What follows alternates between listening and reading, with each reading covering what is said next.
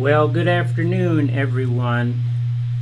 It's about 4 minutes past 1:30 Central Standard Time, and I'm going to make an assumption that there are guests in the studio and proceed accordingly. Habaragani, day one of Kwanzaa. Everyone knows the answer is Umoja, unity. I thank DJ Yancy for making sure that we know about that. So this is my third end of the month showing, and inspired by a comment that Beverly made in conversation like 3 months ago. More of a question than a comment, like, what are you doing? What are you doing down there and stuff? And so I thought, hey, this is a way to do that and give myself some goals in terms of all the tinkering that I've been doing. So in my journal, I wrote in my journal that day, and in fact, Deja Joel was on the line with me at the end of my second showing, and we were chatting, and kind of out of the conversation on 28th of November was this: I want to look at movie files and extract movement data points and save them in a data array for later recall or playback through audio activated filters to drive three-dimensional particle actors and shapes actors and three-dimensional object actors and other things. And that's pretty much a generic statement of a bunch of applications of the Isadora tools that I've been working on quite hard. And all of this generic kind of how to do will have application at some point in time when I start taking a look at why to do these things. Y'all know me well enough to know that the artist in me has a demand for answers to two questions: how and why. The artist and the engineer. The engineer wants to know how, and the artist wants to know why. And when I can get the two of them in sync, I find that my creative process can move forward.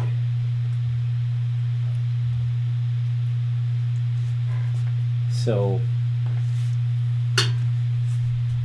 from that, it's kind of a little bit more of a detail, and I don't know, I might have already said what I wanted to say about this. It's kind of going from words to putting it in flowchart kind of form with movie files, how to see movement and extract data points. And looking at movies is analogous to looking at a mover or a dancer or an actor on stage with these tools, and then saving the data points that I can see in that, and then recalling them and using them to move a shape.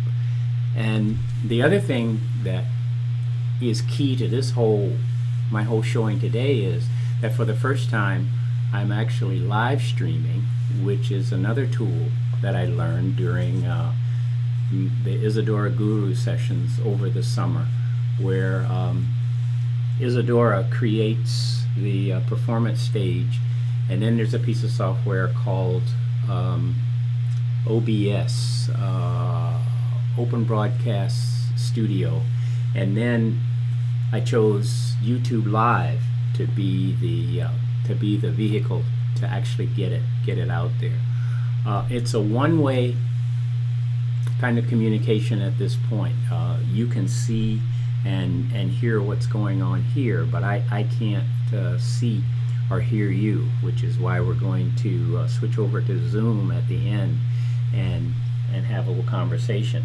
There are ways to do two-way kinds of things, which is a step that I want to do next.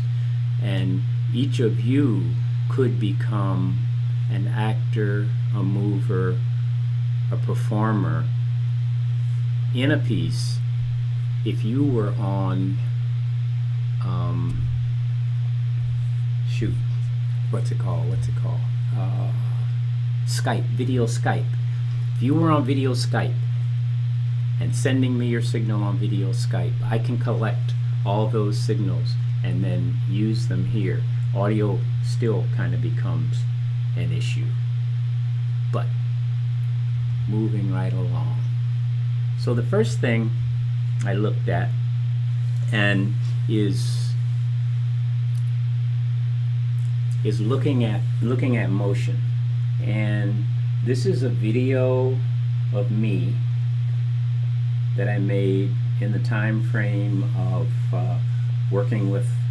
collaborating with Black on creating Black presence. And it's a high contrast video, and I'm in the box, I'm in the cube, moving around, and the green bounding box is what it's called, is what I'm using to show you how the Isadora tool that I'm using is looking at my silhouette, and it's putting that box around it. And as I move in the scene, the box is moving with me. So it's a movie that Isadora is looking at. Now, the leap is that if I were on the stage using a video camera and the same Isadora tools, I could recreate this same thing, and then have, when that bounding box moves, it creates a whole bunch of numbers, and that's all they are at that point, numbers. But we can then take those numbers and do something else with them. We can allow the numbers to make a sound. We can allow the numbers to create other visualizations. And so then we have a closed loop where ambient conditions of movement are affecting what's projected. So I want to give you another look. I've got some other cameras in the studio here. I have a studio camera. So here, this is what it looks like where I am right now. And here I am sitting in front of my laptop and my MIDI controller. And on the wall is a monitor. Beverly's live in the studio. Beverly, raise your hand. Okay, Beverly's live in the studio as well. And you all are where you are seeing this. So there's another camera that's actually my phone. And if I crossfade to that one, this is my phone, and I can move around with my phone, and I can give you other views of the studio. I can turn the camera around, and here I am in the studio, and there's Beverly, and she's lucky to have tea. Didn't bring any. So, okay. So we have we've got two cameras. The phone camera, the studio camera, and then the Isadora stage. All right. And the actor that I'm using in Isadora. Oh, I've got another thing to show you. I can show you I can do a screen capture of my Isadora stage, and I can't make myself go away. But this is the setup of Isadora actors that is making what you see happen. And at the very end, over here is a projector, and I can zoom up. I can zoom up. Where'd it go? Let's go find that projector again. Put it over more to the center, right there. And let's see if we can zoom up on it. Bring it down, bring it over, bring it down a little bit. So that projector right there, that's the final thing in this string of Isadora actors that's putting on stage what you see there.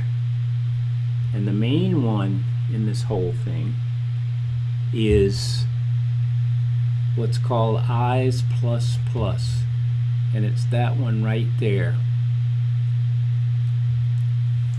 Where's your pointer?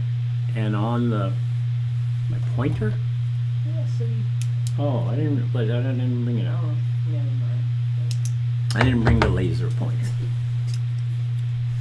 So on the left at the top it says video in, and that's where, right there, that's where that video is coming in. And then the actor is looking at it, and it's putting that box around it, and then I'm capturing that box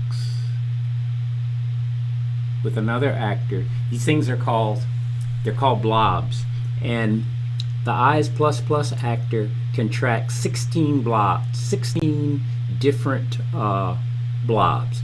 So theoretically there could be 16 movers, actors, whatever on stage, and we could be tracking them individually. Now that's a tall order, but we'll see. But then it comes out of there into what's called a blob decoder, and out of there you get the width and the height and the location of what's being tracked. And then I take that into this guy, which is a call it a make sync bounding box. So it takes those numbers and it makes that box, draws that box right there, draws that box and puts it on the stage. So that's enough on that. And this and by the way, this is the Eyes Plus Plus is working with black and white. I go in the next stage, I go and I start tinkering around with color, and I have some more. Let's get rid of that. Let's get the box back. I have some more videos, but I haven't been able to sort out. It doesn't see all of them, and I don't quite know why at this point. That's some more things for me to look at. But okay, here's another video, and you see the bounding box is not moving, and the Eyes Plus Plus is not seeing that. I don't know why. A few other movies before we go forward. Let's see, let's go this way. The movies. Deja Joel at Walker Arts Center with what was the painter's name, Beverly?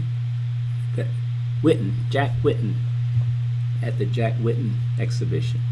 And Eyes Plus Plus is not picking up Deja moving there, and I even have a way to convert it to black and white, and still not getting anything. And there's something else I can do. I tried this, a negative effect, and not picking up anything. So that's more tinkering later on and stuff. So what's it? It's 149. Interesting. So let's go to the next. Let's go to the next stage, which is color tracking using an actor called Measure Color. And the way I've set this up is the white box is what the Measure Color actor is looking at, and the yellow circle is the color that it's seeing. So when Kenna walks through the box and stands in the box, you can see now that the circle, it went dark.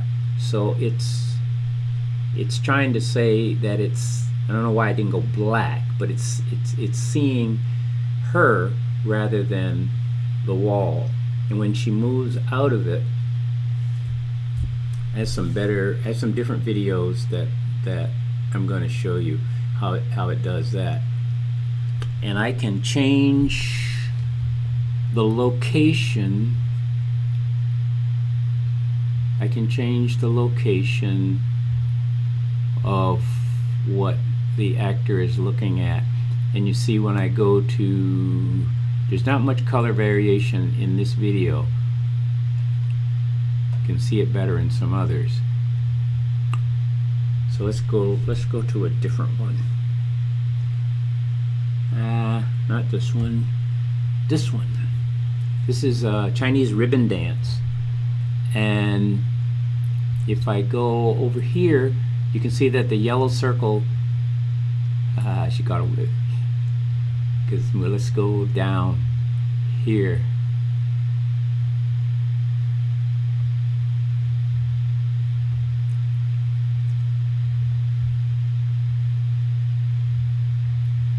I can change the size. I can change the size of that box also.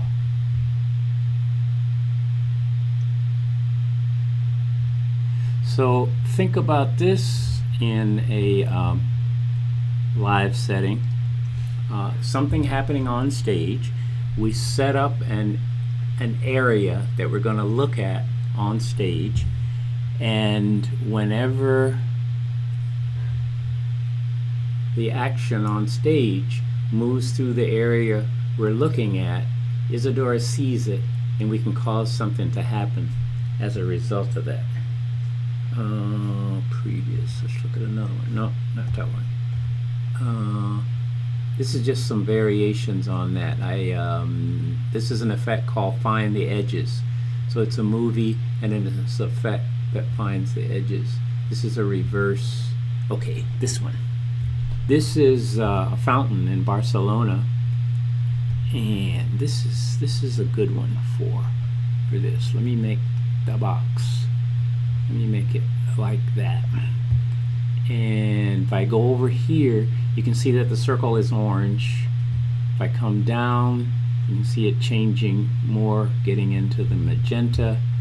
And if I go here, it's not as dark as I expected it would be. Let's go all the way up here. Now it's dark. So the Measure Color actor is looking at the average brightness of the colors and winding up with the dominant one. So it's seeing blue there. And what if we went to look at like the whole scene? Let's make it a little bit smaller and a little bit taller and bring it down. So there it's averaging the brightness of all the colors that it sees, and that's what it's coming up with up in that circle. So we could use that in some creative way, some meaningful way, to further a narrative thread or something. Okay, it's 1:53. All right, let's go to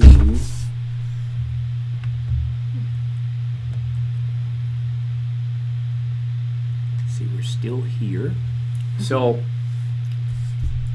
here I'm going to ask Beverly to participate with me on this, because I'm going into the next scene that's called skeleton tracking, and this is using a different camera also.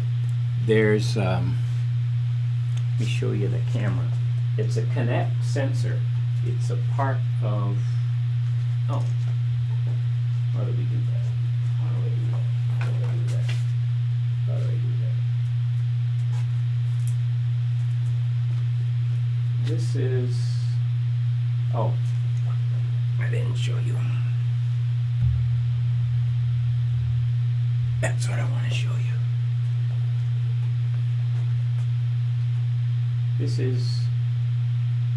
is a depth camera, and it lights the stage with infrared light, and then it measures the distance away from the camera to everything it sees and gives me all those numbers. And so I have it set up in here in a very limited space. Here's a camera on the left, and there's how much space we got. And inside the taped lines is about as good as we're going to get with doing anything with that. So let's give that a shot. Let's go to skeleton tracking,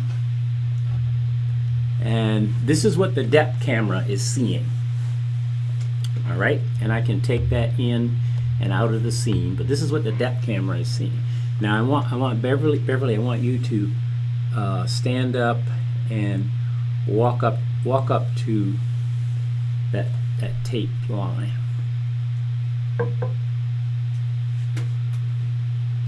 Now it sees her. Okay, extend your arms, Beverly. Okay.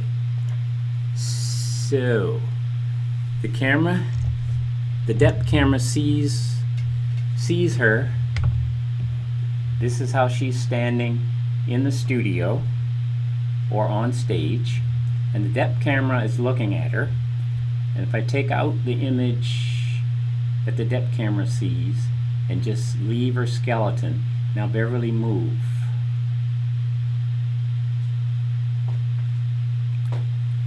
So the depth camera is a little sluggish, and there should be, I think there are 16 skeleton points that the depth camera is seeing.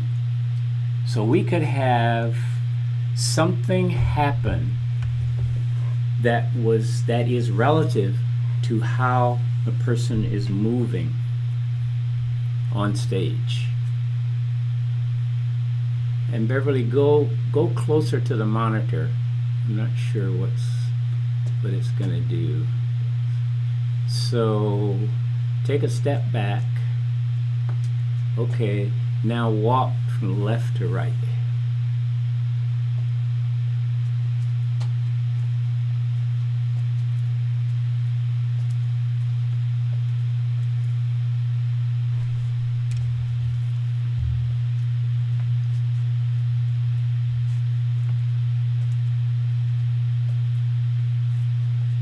So you can see that it's tracking her. I mean, it's not, you know, we're not going to launch any satellites with this, but that's what it's doing. Now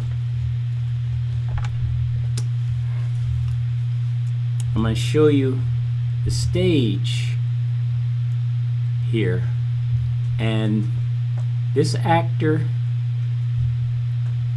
right here is called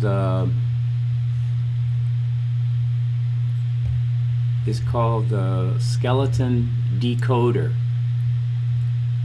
And you see all those numbers on the right?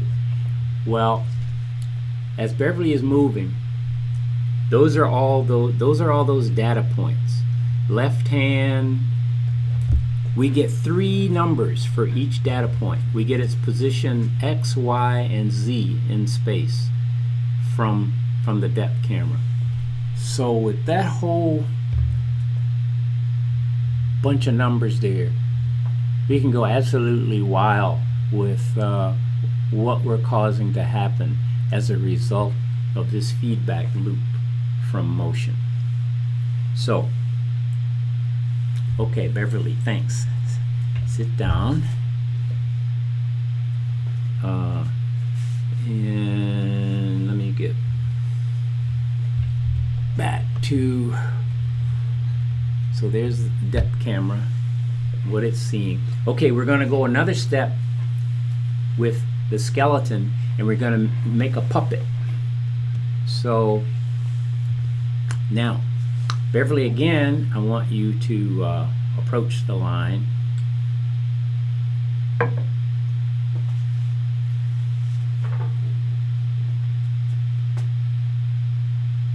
Okay, extend your arms and do some up and down motion with your arms. And do some left and right side steps.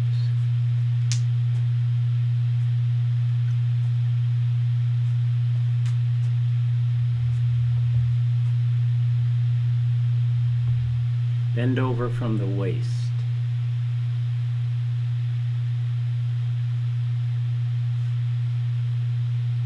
Okay, stand. Okay. Can you raise like your left or right leg? What? Yeah. And one thing I haven't been able to figure out is how to make the puppet smaller so that it fits on my projection surface. And I think maybe that's a function of how far the camera is away. And since I'm working in this limited space here, you see the camera up there and you see where Beverly is, and you just can't get any farther away. So maybe that's the key to how to get the whole puppet on stage.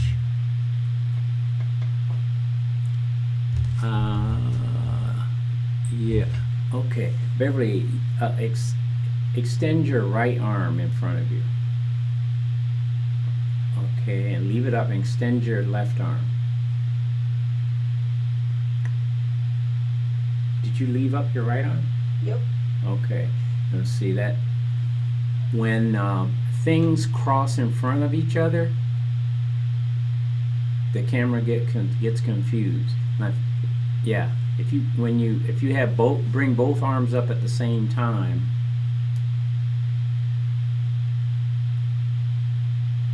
yeah, see, it's not seeing.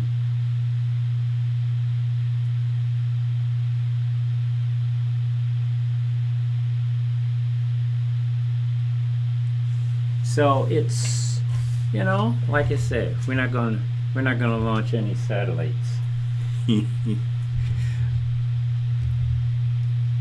Okay, thanks, Beverly. Now this is the Isadora stage that is bringing that to us.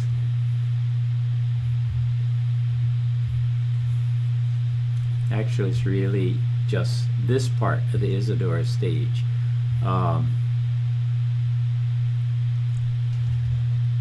The guy that's in the center right here is the NI tracker, and this is the actor that is getting the response from the depth camera. And there can be, I think, up to 6 skeletons at the same time.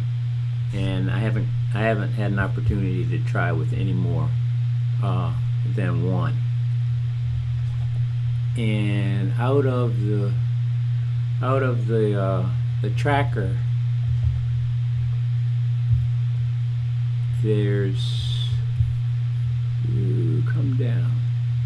This little actor right up here that's highlighted in blue, that's the line puppet, and inside it, okay, Isadora has the capability of creating. You can create something called user actors, where if you have a complicated set of actors, you can you can boil them all down and put them inside one. So if I double click on this one and get the zoom out, all of this is inside of that thing that's highlighted in blue. This is a line puppet user actor, and inside it is all of this.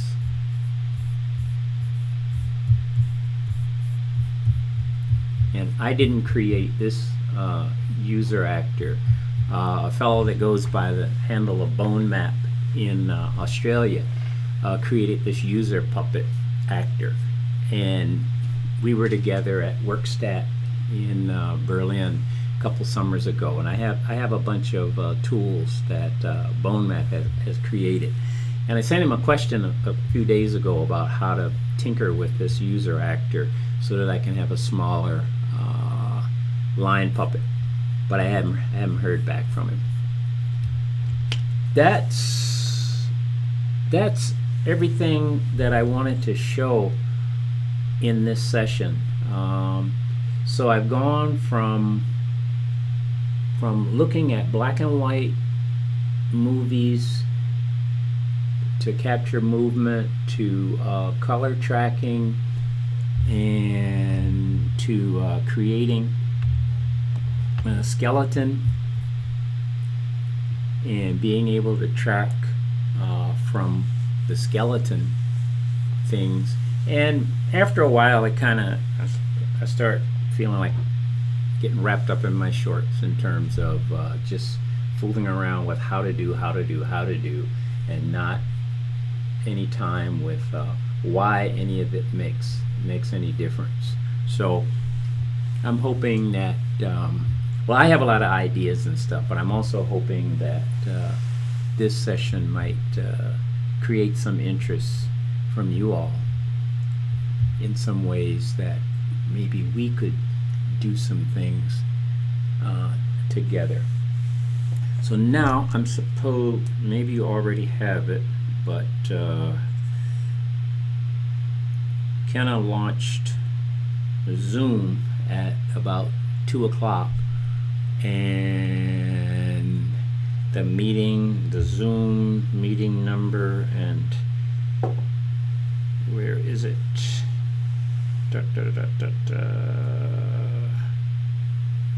Here it is. It is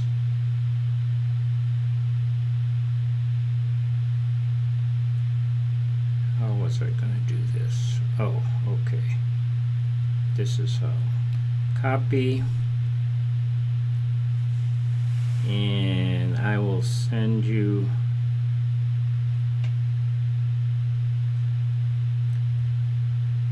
okay. And Yancy, I haven't been paying attention to messages and stuff, and I just saw your message that says it's echoing, and it's just as well that I didn't see it, because I wouldn't have known what to do. One thing I've learned throughout the summer and with the Isadora sessions is that audio and live streaming with what's called latency or time lag is a big issue. And there's some other tools that, and Yancy said it stopped echoing a while back. Okay, that's good. But I've learned that audio is tricky, and there's some other tools that I haven't jumped into yet on how to deal with audio. So yeah, that's a good note. Okay, I'm going to switch over and get on the Zoom.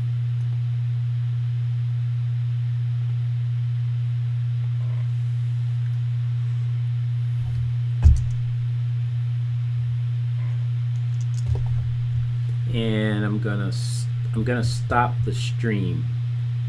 Let me do that right now. Okay, I stop.